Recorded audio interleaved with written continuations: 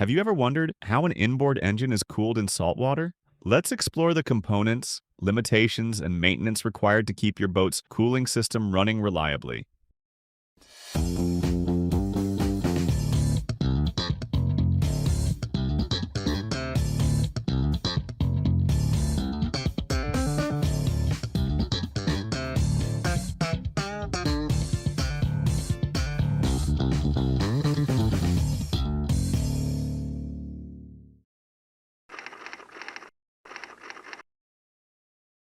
For boats that utilize antifreeze coolant, the system is divided in two sections: the raw water circuit and the coolant antifreeze circuit.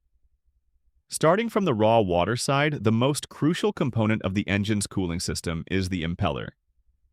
Driven by the engine belt, the impeller draws seawater through the intake scoop and into a filter strainer, where debris and impurities are removed. Afterwards, the water continues to the V-drive, if applicable. The V-drive is directly cooled by seawater, and being in constant contact with it means that special care and regular inspections are essential to prevent corrosion from penetrating the housing and contaminating the V-drive oil.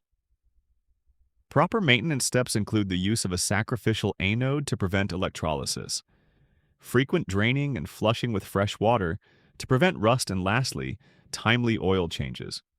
Typically once a year or 300 hours, that also allows for detecting the presence of water in the oil. After passing through the V-drive, or for boats that don't have one, the raw water goes through the transmission oil cooler and the engine oil cooler. Larger installations may also include a power steering cooler. These oil coolers are potential failure points and, if neglected, can lead to water ingress and mix, or in some cases drain the oil completely, leading to catastrophic failure of the engine or transmission components. These coolers come in the form of cylindrical tubes that have circulating oil on one side and seawater on the other. It is essential that a reputable brand, and thus materials, are chosen to ensure trouble-free operation. From the user maintenance standpoint, maintenance steps include pressure testing every 300 hours or even yearly. Personally, I would not leave a cooler on for more than 500 hours without removing and inspecting it, but then again, your mileage may vary depending on the environment. Flushing with fresh water and then properly draining. Replacing or grounding with anodes where applicable. These steps will ensure these components last their designed lifespan. Moving on, after the oil coolers, the water makes its way to the heat exchanger. This cylindrical tank has raw water on one side and coolant antifreeze liquid on the other. The purpose of this part is to use the seawater to convectively cool the coolant liquid. With the heat exchanger, we have just introduced the closed cooling circuit. This has the engine block and, on newer models, part of the exhaust system, circulating antifreeze with a separate pump and a thermostat for a primary and secondary circuit that bypasses the heat exchanger, just like a car for adaptive cooling purposes. The heat exchanger also has a sacrificial anode and a drain plug. Just like the oil coolers, it is essential that it is maintained properly, using the same maintenance steps and intervals as the oil coolers.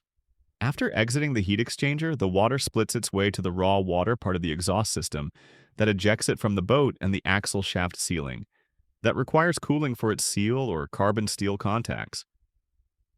Cast iron exhaust parts that come into contact with salt water must be periodically removed and checked. Hoses and clamps should also be inspected and tightened if necessary. Flushing the system frequently to remove salt deposits and draining to prevent corrosion and rust are essential steps to maintaining working order. That concludes the inner working of a boat's inboard engine coolant system. This elaborate system of piping and tubing might be complex, but if built and maintained properly, is a robust solution in keeping your engine and components cool. Thanks for watching.